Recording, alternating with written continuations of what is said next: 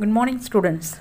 Today we are going to learn about 5th unit poem The Secret of the Machines, written by Rudyard Kipling.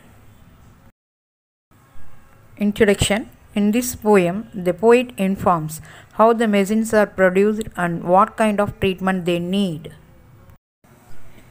Machines are emotionless.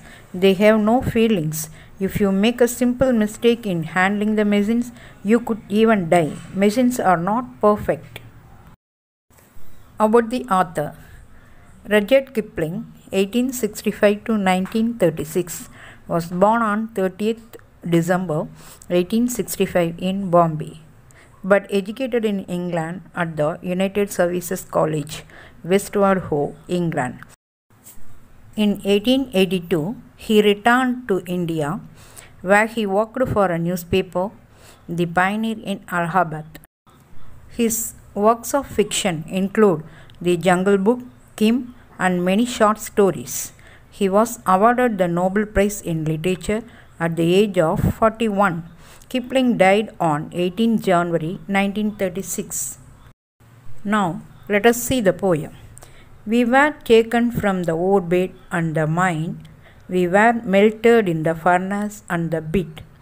We were cast and wrought and hammered to design. We were cut and filed and tooled and caged to fit. It means the poet informs about how the machines are produced and what kind of treatment they need. The machines tell us that they were taken from the orbit and mined in the furnace. They were cast in the pit. They were beaten out of shape by hammering. They were cut and filed. Then they were tooled and caged to fit. Next, second stanza. Some water, coal, and oil is all we ask, and a thousandth of an inch to give us play. And now, if you will set us to our task, we will serve you 24 hours a day. It means the machines ask only for some water, coal, and oil. It takes only a fraction of 1,000 to make them work. If we set them on task, they will serve us 24 hours a day. Next, third stanza. We can pull and haul and push and lift and drive. We can print and plow and weave and heat and light. We can run and race and swim and fly and dive. We can see and hear and count and read and write. It means in this stanza, the poet says that the machines can do all sorts of work. They can pull, drag, push, lift and drive. They can also print, plow, weave, heat and light. Further, they can run, race, swim, fly and dive.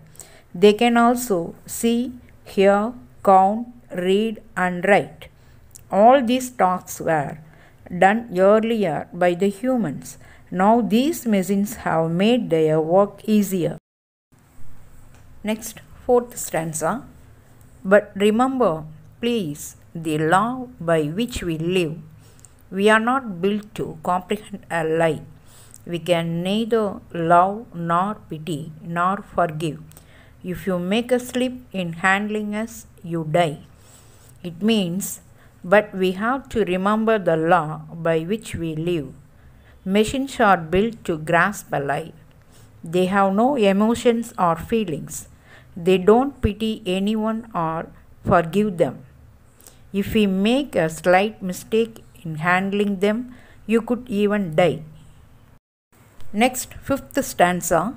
Though our smoke may hide the heavens from your eyes, it will vanish and the stars will shine again, because for all our power and weight and size, we are nothing more than children of your brain.